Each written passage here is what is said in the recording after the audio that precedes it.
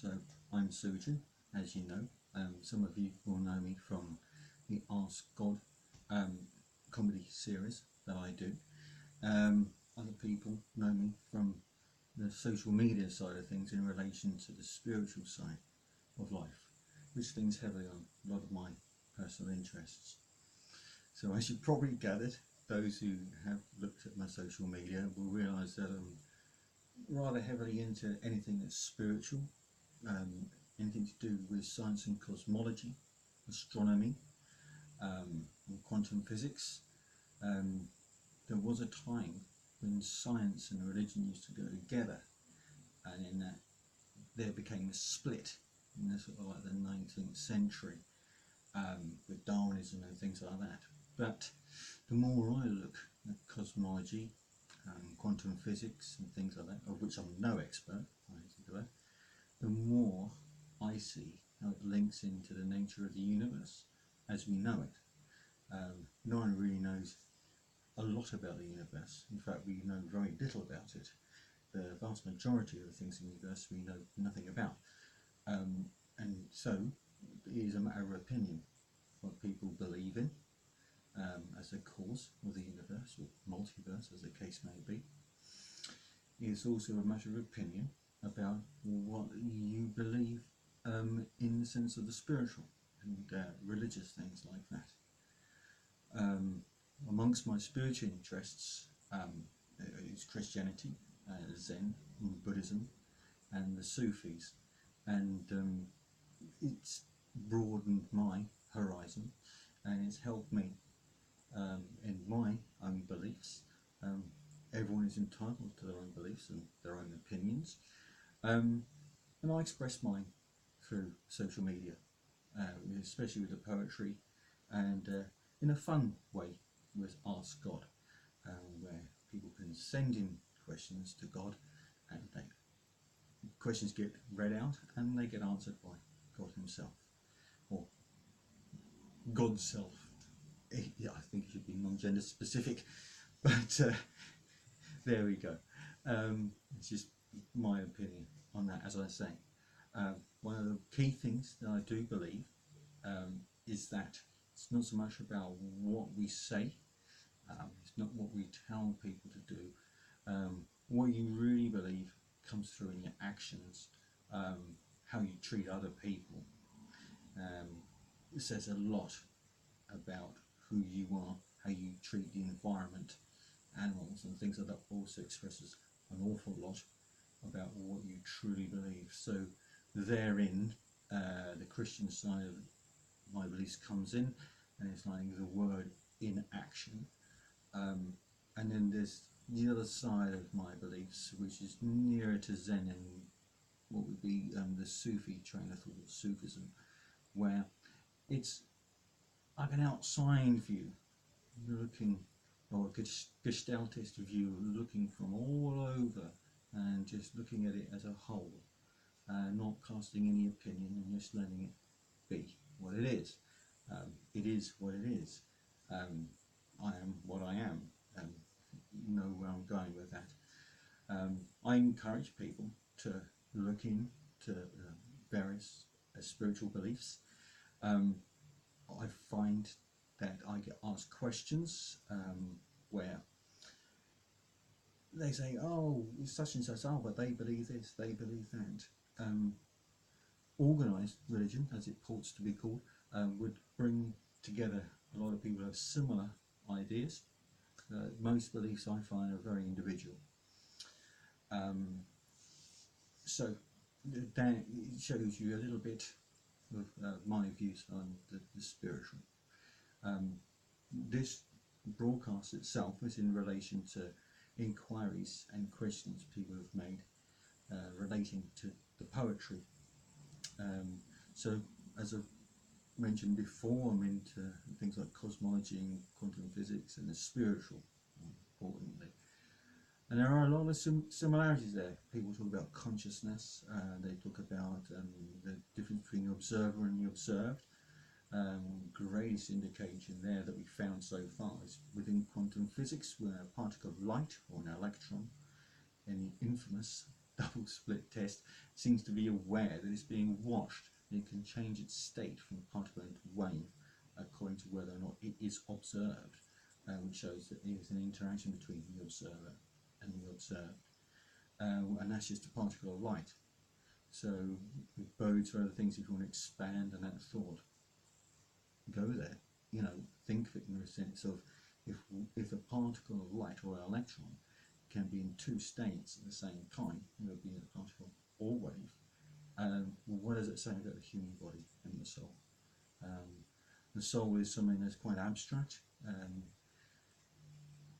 It all depends what you believe. There's lots of things to look at out there, and that's why I post on social media, things to think about and read, to get the grey matter thinking over it so you can make your own conclusions. I'm not telling you what it is, I'm merely giving you ideas, hence the poetry. So often I try to write an article and I know what I want to convey, but the words sort of hinder me. So the poetry works a lot better. I find it as a more expressive way of trying to interpret what I'm thinking about, to encourage meditation or contemplation, or just thought about various subjects. So it all begins with like having a basis, and the poetry that I write is like giving you a foundation, or a blank canvas on which you can build a mental picture, and make your own conclusions. If you've noticed in the poetry that there's a trend towards things that are mystical, it's because it is what it is. Sometimes the only way I can convey something is by being abstract about it, but it gives you an idea of what I'm trying to convey, because I'm giving you ideas from other parts of reality and bringing them in. So it's like you can compare a flower looking at the sun to the observer and the observed.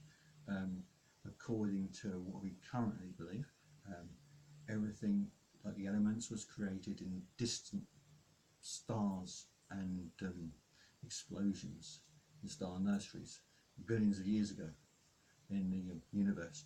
So consequently, the universe has recycled everything, and the very atoms that are in your body at the minute have essentially been at some point in the heavens. So you might have a part of a distant star in your eyes, and things like that. And if the light from which that star has come is conscious, whether it be looked at or not, observed or not, then what does it say about everything else? Because if we have that distant star light in us, that means that that light is also potentially conscious, as well as we are conscious now. Also, the same elements that we share between myself and yourself, and all the elements that are in plants, rocks, bricks, paper cups, glasses, anything like that.